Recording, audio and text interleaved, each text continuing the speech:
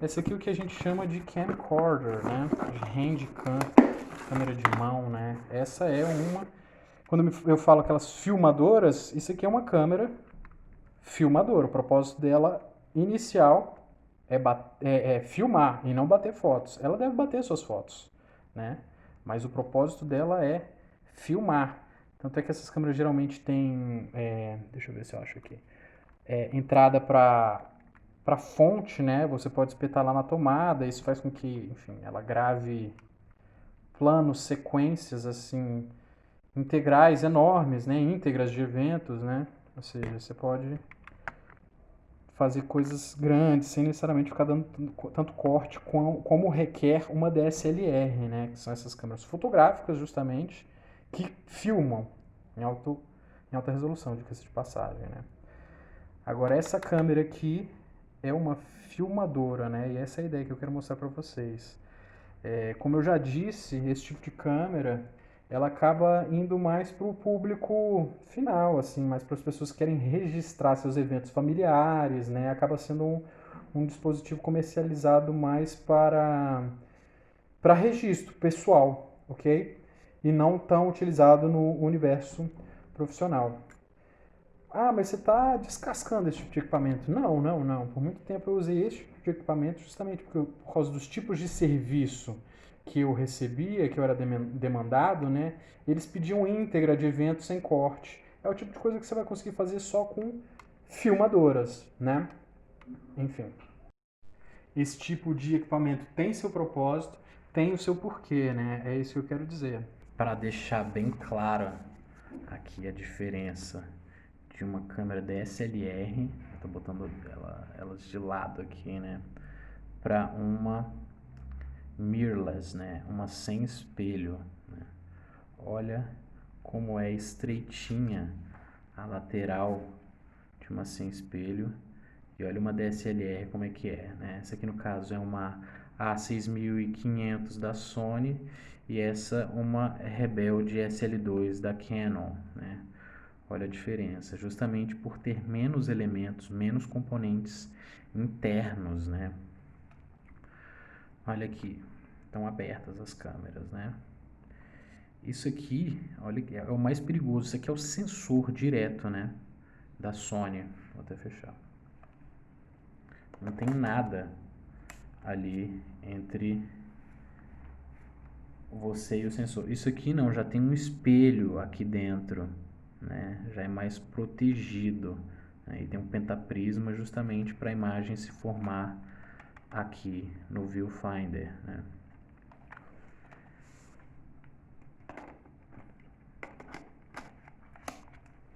Que é legal de comparar, né? Esse aqui tem aquele tipo de bateria novo, né? Das Rebeldes preto, né? Costumava ser antigo. Se não me engano é LP8.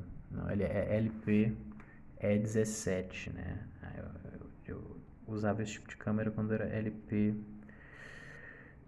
um negócio assim. Ela era branquinha essa bateria, né? Mas olha o tamanho dela. Essa é da DSLR e a bateria agora da mirrorless, justamente porque ela é menor, né? A bateria acaba sendo menor. Ela é um pouquinho mais cheinha, mas dá pra perceber que ela é mais baixinha, né? Praticamente a mesma, um pouquinho mais alta, né? E a largura é praticamente a mesma, mas isso faz com que ela dure menos, né? Esse tipo de bateria do que essa aqui. O que é legal de destacar a respeito dessa câmera, né? Pelo fato dela ser menor, né? Ela fica menor na mão, para a sensação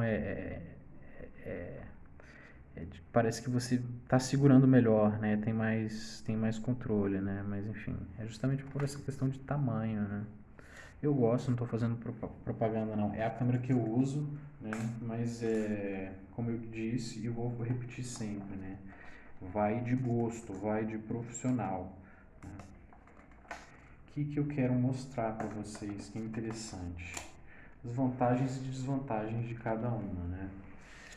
A Canon dá um baile em termos de flip de monitor, né? Essa mobilidade desse monitor, a possibilidade que você pode ter de se filmar, né? De você deixar ele aberto, deixar ele fechado, deixar o monitor protegido. Enfim, nesse sentido a Canon dá um show. Agora, os monitores da Sony tem muito a melhorar. O que a câmera tem de bom, né? Olha só, isso aqui é muito limitada a movimentação né? Eu não consigo nem me monitorar, eu não consigo nem virar para mim se porventura a câmera estiver apontada na minha direção, né? Eu tenho que monitorar via smartphone. Isso eu acho bem complicado, é um ponto negativo. Mas olha que incrível a respeito do Viewfinder, né? Que é essa janelinha. A gente tem o Viewfinder e o display.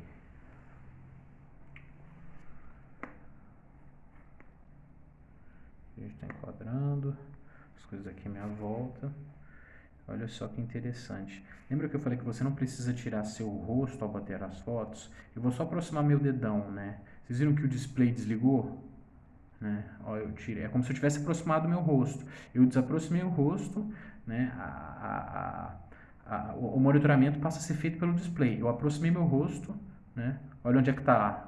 Olha aqui. Eu vou filmar o display justamente para vocês o verem acendendo. Olha ele aceso lá dentro, né? Isso aqui, imagina que é o meu rosto, né? Meu dedão está fazendo o papel do meu rosto. Tem um sensor aqui de proximidade, né? Eu afastei a cabeça, né? Olha que barato. Isso, logicamente, vai consumir mais a energia, né, da bateria, né? A bateria, além de ser menor, vai durar menos. Isso também é mais uma coisa que consome a bateria. Essa é a desvantagem da coisa. Mas, enfim, eu adoro câmeras Sony, né? Eu mexo com câmera Sony desde 2015. Antes eu era garoto propaganda da Canon. Brincadeira. Adorava Canon, adorava, respeito muito. Mas essa questão da Sony, essa é uma câmera aqui que faz 4K, que faz RAW, né, o padrão S-Log, né, da Sony. Ou seja, sai muito na frente, né? Essas câmeras fotográficas que filmando em 4K, é lógico que eu vou investir numa câmera dessa, que ela vai durar mais tempo, né? Isso sou eu, Gustavo, falando, do que essa câmera que faz no máximo 1080, né? Eu não entendo por que a Canon, né, ainda insiste, né, em lançar até 1080, né? 1080, essa câmera aqui faz em 60 frames, tá entendendo? Enfim, um desabafo, né? É uma bronca que eu tenho um pouco com a Canon. Embora tenha lentes maravilhosas, né? E mais acessíveis, assim. Ou seja, a combinação ideal para mim é o corpo de uma Sony, um adaptador e uma lente Canon, né? Um jogo de lente Canon, né? Porque aí vai ser muito mais em conta, né? O seu kit. E vai ser um senhor kit, diga-se de passagem, tá? As lentes EF. Tem duas lentes Canon EF, né? Elas têm justamente um tamanho maior, digamos, a resolução, né? Não é cropada a imagem. A grosso modo, são essas lentes com a bolinha vermelha, né? São essas que a gente usa em full frame, em câmeras full frame, né? Essa aqui já é uma lente longa, ela tem até estabilização, né?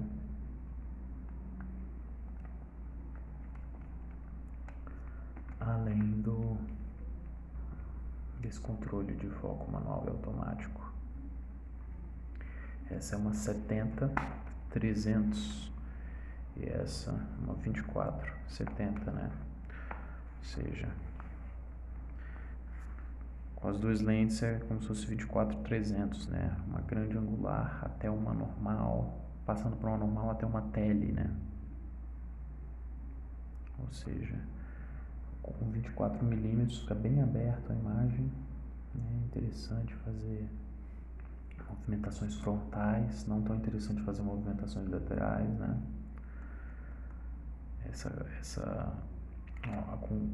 Geralmente o pessoal faz depoimento com o quê? Com uma cinquentinha, né? Dá pra você fazer esse enquadramento aqui.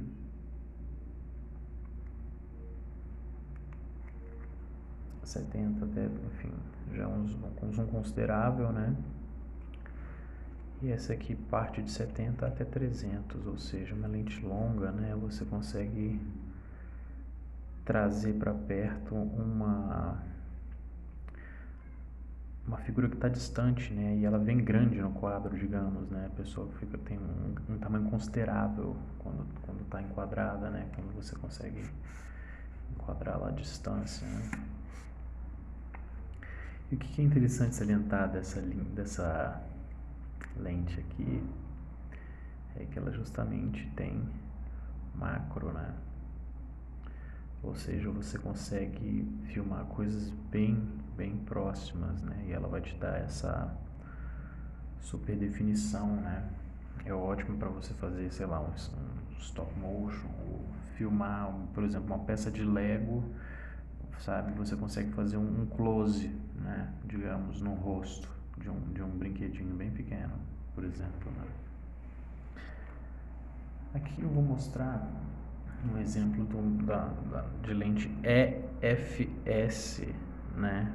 Que é justamente uma sublinha de lente, né? Essa aqui no caso chega até a ser de plástico, né? Parece ser de plástico, mas ela já é mais nova. As antigas eram um plástico bem, né? Mas acho que essa é de ferro. Essa é de ferro porque é bem recente, né? Mas as mais anteriores eram de plástico, né? Enfim, vinha junto com a câmera, né? Essa aqui é uma lente que vem junto com a câmera, né? 1855, é razoável, né?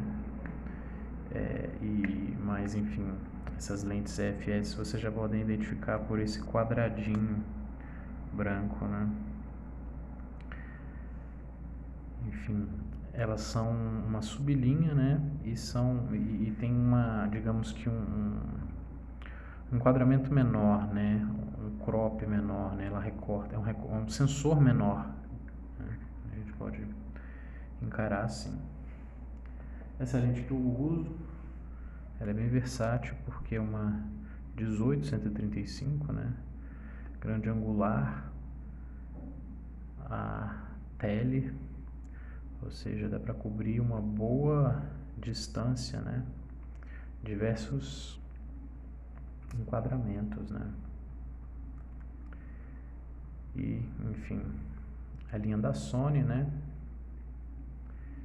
E, como você pode notar, essa bolinha vermelha, né? Se fosse a indicada, quer dizer que é um crop, né? Tem um crop menor, né? Um sensor menor. Essa câmera não é full frame, né? As lentes para essas câmeras, né? Full frame, né? Elas justamente, inclusive mesmo sendo de outra marca, vai ter esse símbolo vermelho. O que é interessante salientar?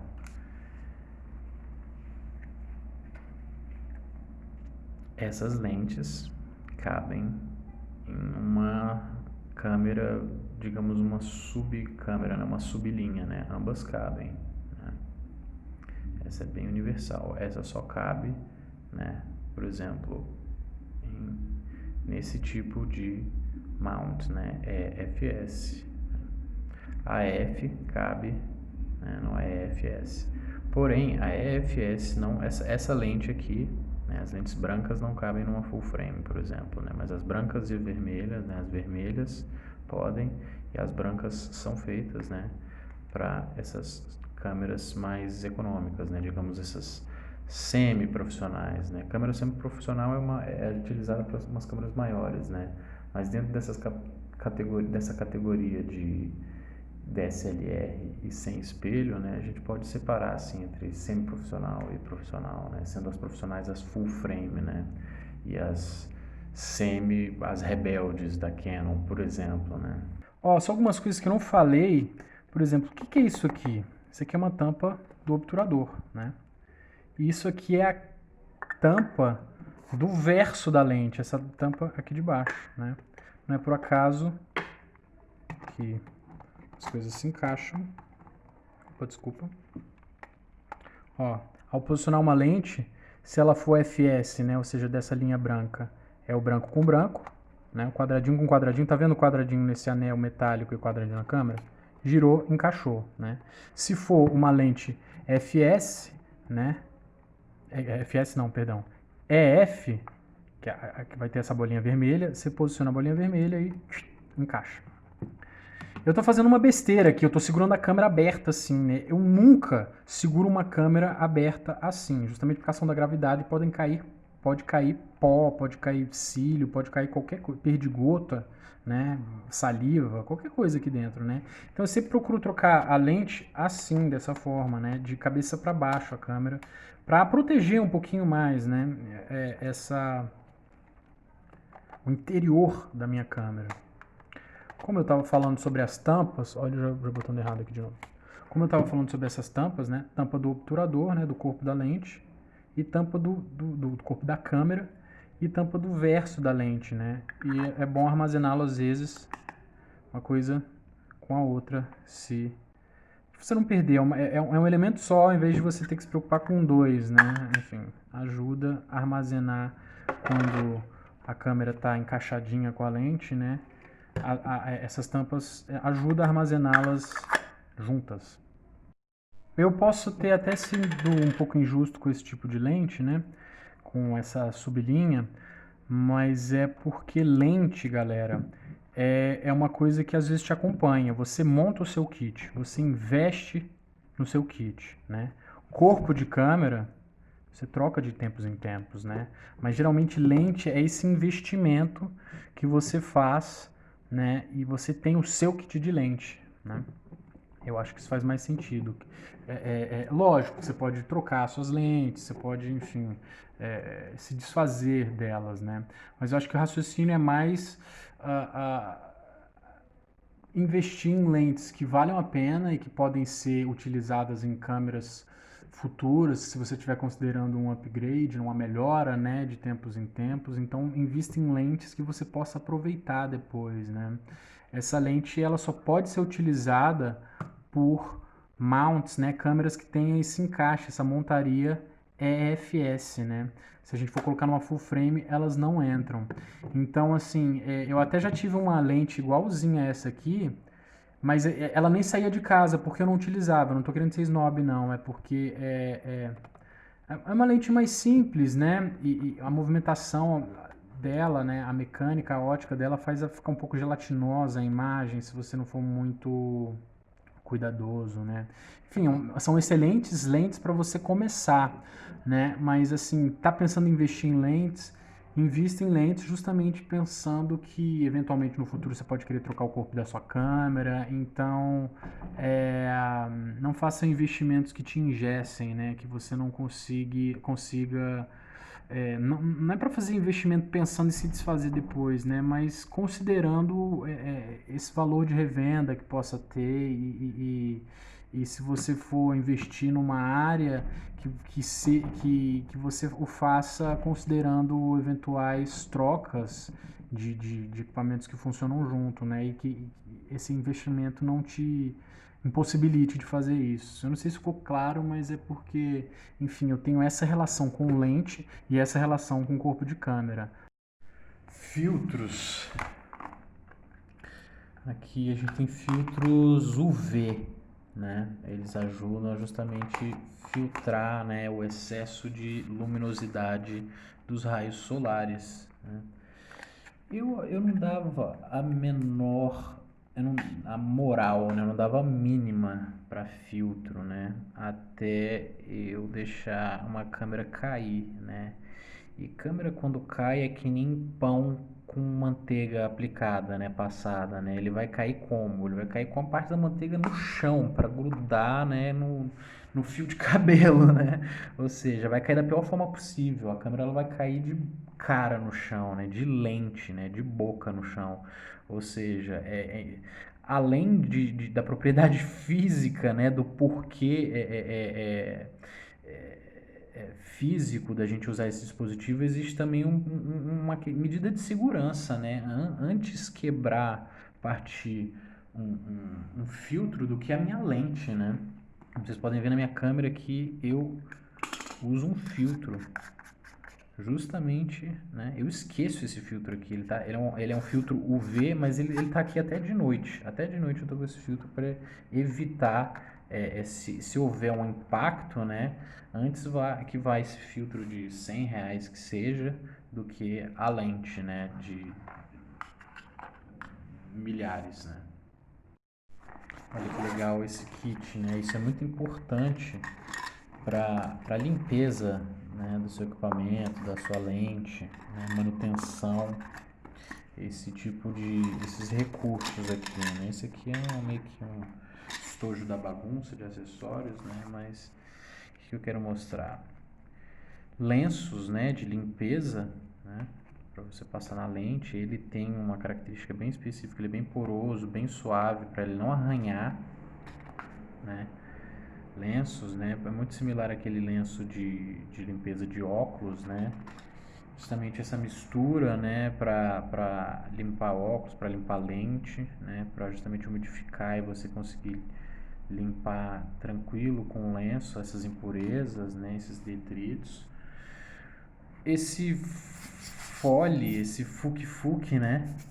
Justamente para você não precisar soprar na sua lente e cair saliva, né? Isso aqui consegue, uma vez que está seco, né? Você passa isso aqui primeiramente para afastar, né? Soprar os ciscos, poeira, né? Algo que possa arranhar, né?